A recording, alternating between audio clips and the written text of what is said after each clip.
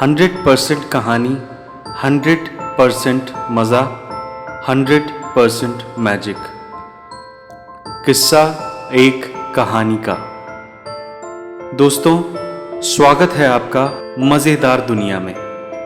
ये दुनिया आपको इस दुनिया से दूर एक नई यात्रा पर ले जाएगी। वो यात्रा जो रहस्य और रोमांच से भरी होगी। तो आइए दोस्तों, टिकट लीजिए, यानी सब्सक्राइब कीजिए और तैयार हो जाइए मैजिक, मस्ती, मिस्ट्री से भरी रोलर कोस्टर रहस्यमयी राइड के लिए। दोस्तों, आज का किस्सा है वो रात। आज बस 3 ही थे हम पीपल की चौपाल पर। दद्दू को किसी काम से शहर जाना पड़ा था। जी नहीं, दद्दू मेरे दादा नहीं थे, वो तो हम रहीम को कहा करते थे। रहीम को लगता था कि दुनिया में कोई सबसे तजुर्बेकार है तो वो खुद है। ऐसी दूर दूर की कहानियां सुनाया करता था कि लगता था जैसे रहीम यहां नहीं, चांद पर रहता है और वहां से धरती के हर काम पर ऐसे नजर रखता है जैसे चित्रगुप्त किसी का खाता रखते हों। पर कुछ भी हो, यहां वहां की बेतुकी हाँकता रहता है और मन लगाए रखता है। छज्जन बोला। छज्जन, भाई साहब छज्जन, जिसका पजामा खुद छज्जन से लंबा है, क्योंकि उसकी मां अक्सर उसे उसके बड़े भाई के कपड़े पहना देती है। कभी झंडे सी लहराती कमीज होती है तो कभी बड़े भाई का पजामा, जिससे बेचारा मरमेड यानी आधी मछली और आधे इंसान जैसा नजर आता है। पर छज्जन को कोई शिकवा नहीं है। छज्जन एकदम मस्त रहता है। कई बार तो बेचारे का पाजामा साइकिल की चेन में अड़ चुका है, जिसके लिए बेचारे की खासी पिटाई भी हो जाती है। उसके बाद वो पाजामा गोड़े तक मोड़कर मस्त साइकिल चलाता है और खुश रहता है। पर शाम को हमारा यहां मिलना रोज दांत साफ करने जैसा है। कुछ भी हो जाए, मैं यानी दिलबाग, रहीम, छज्जन और ताऊ यहां हर शाम को जरूर साथ बैठते हैं। अरे ताऊ भी मेरे ताऊ जी नहीं, वो समय के पहले बेचारे के बाल उड़ गए और सारा दिन अपनी भैंसों को हड़काने के लिए डंडा लिए घूमता है। इसलिए उसे हम ताऊ कहते हैं और उसके डंडे को जादू का डंडा। आपको याद होगा डायमंड कॉमिक्स के ताऊ जी और उनका जादुई डंडा और रुमझुम। और मैं दिलबाग जी, सत श्री अकाल। ओ जी, बाऊ जी सारा दिन खेत में दौड़ाते हैं और शाम को बस इतनी छुट्टी देते हैं कि हम दिन भर की हाँक लें। तो थोड़े चने, मुरमुरे और छाछ लेकर बैठ जाते हैं हम यहां चौपाल पर इतना मजा आपको टीवी देखकर नहीं आता होगा जितना हमें यहां चौपाल पर आता है। ट्रेजेडी देखनी हो तो ताऊ, ड्रामा तो मैं, कॉमेडी तो छज्जन और दद्दू तो चलता फिरता एजुकेशन चैनल है। आज भी दिन भर के काम के बाद हम यहां बैठे इधर उधर की हाँक रहे थे। लल्लन बीच में 2 बार आके बोल गया था कि मुझे और छज्जन को चाची बुला रही है। पर आज हमारे एजुकेशन टीचर यानी रहीम तो थे नहीं, तो बैठने में मजा ही अलग आ रहा था। लल्लन अपने गांव का 7-8 साल का बच्चा, अपने गांव का चलता फिरता व्हाट्सएप। गांव में ईमेल और व्हाट्सएप से पहले लल्लन पहुंच जाया करता था। और अच्छी बात यह है कि भारतीय पोस्टल सर्विस की तरह लल्लन को ईदी या दिवाली की बख्शीश भी नहीं देनी पड़ती थी। तभी पान चबाते हुए ताऊ बोला, तुम जानते हो वहां दद्दू के खेत के पास रात में एक बूढ़ा घूमता है। अरे क्या फेंकते हो ताऊ, कुछ भी। अरे मत मानो, अभी रहीम होता तो बताता। अरे ताऊ, दद्दू भी सठिया गया है और तुम भी। कहीं तुम ही तो रात को वहां नहीं घूमते दिखते? मैं और छज्जन खिखियाकर हंस पड़े। तभी लल्लन भागा भागा फिर आया। अरे भैया, तुम लोग पागल तो नहीं हो? घर चलो दिलबाग भाई, तुम्हारे बाबूजी बहुत गुस्सा हो रहे हैं, जल्दी चलो। हमने सोचा अब वापस निकल लेना ही ठीक है। मैंने लल्लन को इशारा किया कि हम आ रहे हैं और लल्लन लौट गया। रात के 9 बज चुके थे।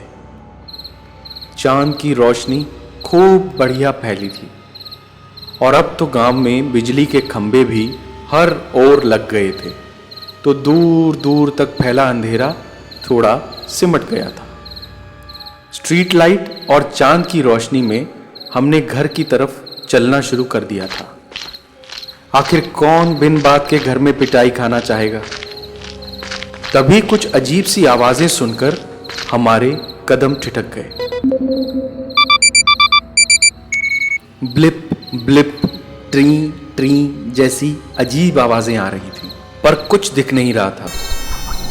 तभी यहां वहां हर ओर तेजी से मिट्टी उड़नी शुरू हो गई थी। ऐसा लग रहा था जैसे कोई तूफान आ रहा है। तभी सामने देखा तो सारे पेड़ और दद्दू के खेत की फसल ऐसी हिल रही थी जैसे वहां कोई हेलीकॉप्टर उतर रहा है, पर कुछ दिख नहीं रहा था। पूरा इलाका कुछ पीले और हरे बादलों से घिर गया था, जिसके अंदर ऐसे धुआं उठ रहा था जैसे किसी ने अभी ताजे कोयले डालकर तंदूर जलाया हो।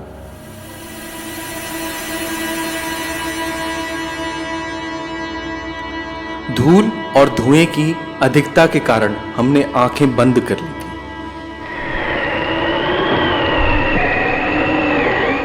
ये सब अजीबोगरीब बातें हमने रहीम से ही सुनी थी। ऐसे बादल और धुआं तो उसकी बताई उड़न तश्तरी की कहानियों में ही हुआ करते थे। कुछ 10 मिनट ऐसा ही धुआं उड़ता रहा, पर हवा की आवाज के साथ साथ कुछ किर किर, बीप बीप जैसी आवाज भी आ रही थी। धुआं छटा और मैं जोर से चिल्लाया, भागो! इससे पहले हम वहां से भागते कि अचानक कांच की बनी कुछ जंजीरें वहां आईं और हमारे पैरों से लिपट गईं। हमने घबराकर उस ओर देखा तो वहां हीरे के आकार की चमचमाती उड़न तश्तरी दद्दू के खेत में उतर चुकी थी। धीरे धीरे उससे कुछ लाइट की बनी रस्सियां लटकने लगी थीं। कुछ ही देर में उससे अजीब सी शक्ल वाले लोग उतर रहे थे। किसी की शक्ल चीते सी थी तो किसी की गीदड़ सी। मछली, अजगर, मगरमच्छ जैसी शक्लें थीं और हाथ पैर ऐसे जैसे किसी शेर के हों। बड़े बड़े पंजे, खूंखार दांत। उनका कद 8-9 फीट से कम नहीं था। उनकी सांसों की आवाज ऐसी थी जैसे कोई भयंकर अजगर फुफकार रहा हो। उन सब की एक ही आंख थी जो अंधेरे में सितारों सी चमचमा रही थी। इन जंजीरों के हमारे पैरों में आ जाने के बाद हम हिल भी नहीं पा रहे थे। वे धीरे धीरे हमारी ओर आए, हमारे हाथों में रोशनी से बनी अजीब सी हथकड़ियां पहनाई और सरों पर चमकते हुए हेलमेट रख दिए।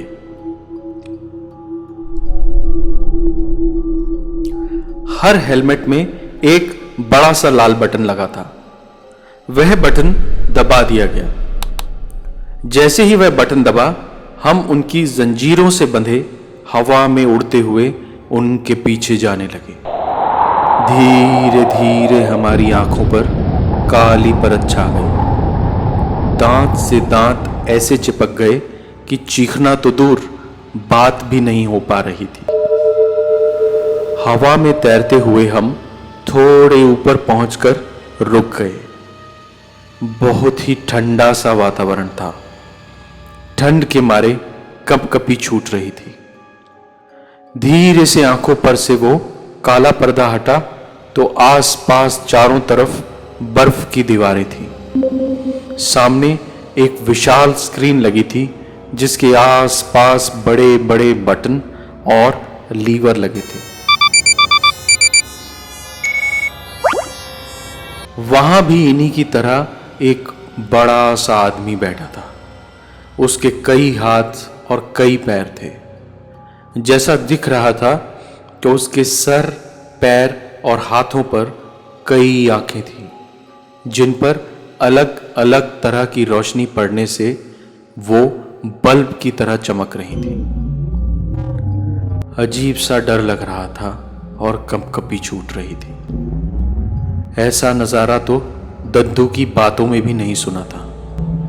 उसने हाथ का इशारा किया और यान का दरवाजा बंद हो गया। थोड़ी ही देर में वे जानवरों के मुंह वाले आदमी कहीं गायब हो गए। किसी इंजन के घरघराने की आवाज हुई और धीरे धीरे सामने लगी विशाल स्क्रीन पर दृश्य बदलने लगे। कुछ ही देर में धरती दूर वहां एक छोटी सी गेंद सी दिख रही थी। धीरे धीरे हमारा सौर मंडल भी पीछे छूट चुका था और ऐसा लग रहा था जैसे हम इस आकाश गंगा के पार निकल जाएंगे। अंतरिक्ष में उड़ते रंग बिरंगे बादल और ग्रह देखकर लगता था कि हमें शायद स्वर्ग की ओर ले जाया जा रहा है। पर इस अंतरिक्ष यान यानी स्पेसशिप पर ये सारे जानवर लुम्मा लोग किसी यमदूत से कम नहीं लग रहे थे। तभी स्क्रीन के सामने बैठे उस घिनौने आदमी ने ऊपर से एक लीवर खींचा और एक घंटी की आवाज हुई।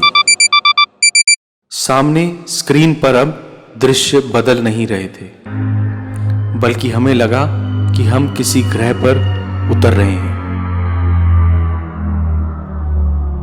धीरे धीरे यान नीचे की ओर आकर रुक गया था। उस आदमी ने एक बटन दबाया और वह भी हवा में गायब हो गया। उसकी जगह अब बस कुछ गुलाबी सा धुआं रह गया था। जाने कहां से हमारे ऊपर कांच के कैप्सूल से आकर गिरे, जिनमें किसी बैग की तरह दो दो बेल्ट लगी थी। अचानक पूरे यान में रोशनी सी फैल गई।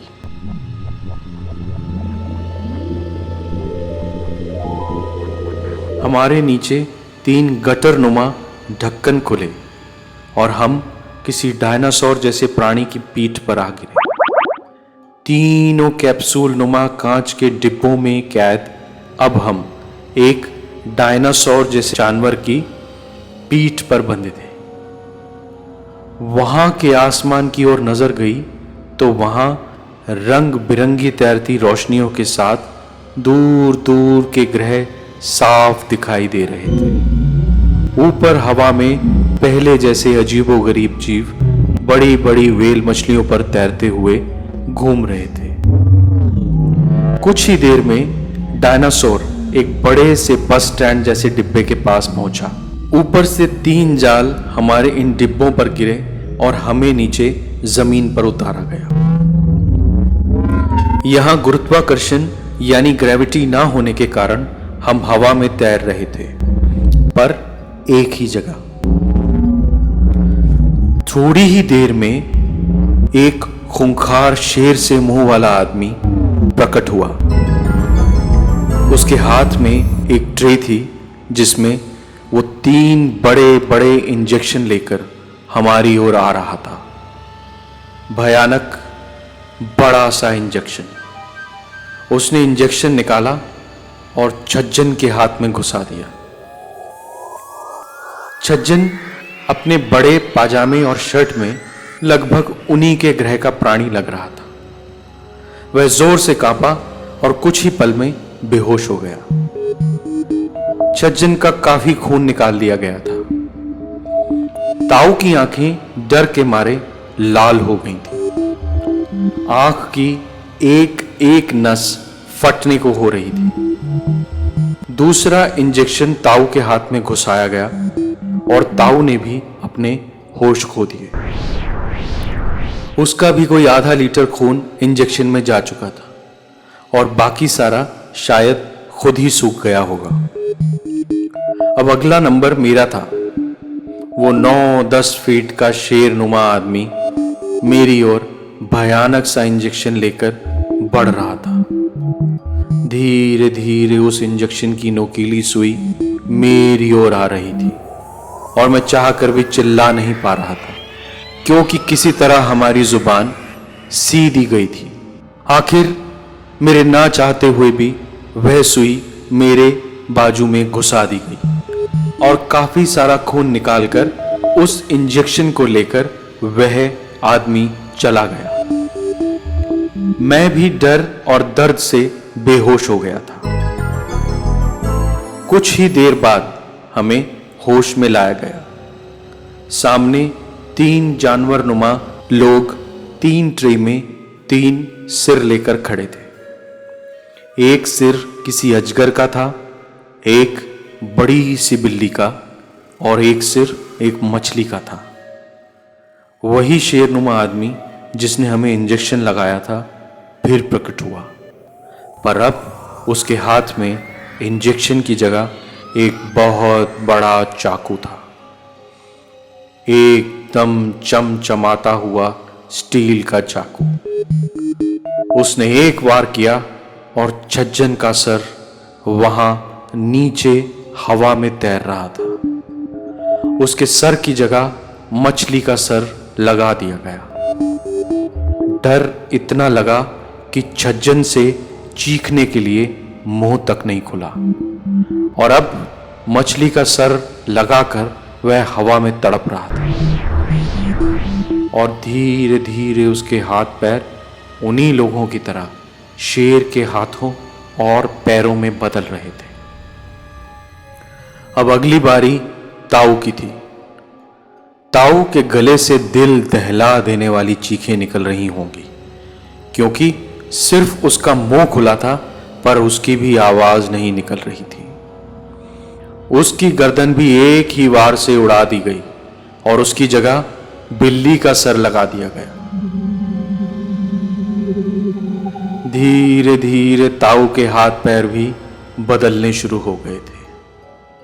अब मेरी बारी थी। उस शेरनुमा आदमी ने फिर चाकू हवा में लहराया। मैं जोर जोर से सर हिला रहा था। पूरी जान लगाकर मैंने हाथ पैर हिलाने शुरू कर दिए थे। ये देख वो शेर गुस्से में आ गया और उसने मुझे खींचकर तमाचा लगाया। मैंने डर के मारे और तेज चीखना शुरू कर दिया, बचाओ बचाओ बचाओ। और हैरानी की बात कि मेरे मुंह से आवाज निकलने लग गई, पर तभी उस शेर जैसे आदमी ने खींचकर मुझे एक और थप्पड़ लगाया और मैं उस कांच के कैप्सूल समेत जमीन पर गिर पड़ा। मैं डर से फिर चिल्लाने की कोशिश में था कि मेरे मुंह पर किसी ने जोर से पानी डाला और तभी मेरे मुंह पर एक और चांटा जड़ा। दिलबाग, पागल हो गया है क्या? उठ खड़ा हो, नहीं तो बाबूजी ने मारना है आज कस के। जल्दी कर, खेत पे जाना है, देर हो रही है। मैं हड़बड़ा कर उठा तो बाहर छज्जन, ताऊ और दद्दू खड़े थे। दद्दू जोर से बोला, ओ दिलबाग, शाम को आ जाइयो, आज उड़न तश्तरी की कहानी सुनाऊंगा। मैं गुस्से में चिल्लाया, पागल हो गया है क्या? भाग यहां से। और दरवाजा बंद करके मैं नहाने चला गया। आपका एक एक लाइक और सब्सक्राइब हमें आगे बढ़ने की और ज़्यादा मेहनत करने की प्रेरणा देता है। आप सबके साथ के लिए धन्यवाद। दोस्तों, उम्मीद करता हूँ कि आपको मज़ा आया होगा। इस कहानी को इतना शेयर करें, लाइक करें कि मुझे भी आगे की कहानियाँ लिखने में मज़ा आ जाए। अगली कहानी का टिकट खरीदिए, लाइक कीजिए, शेयर कीजिए और सब्सक्राइब कीजिए।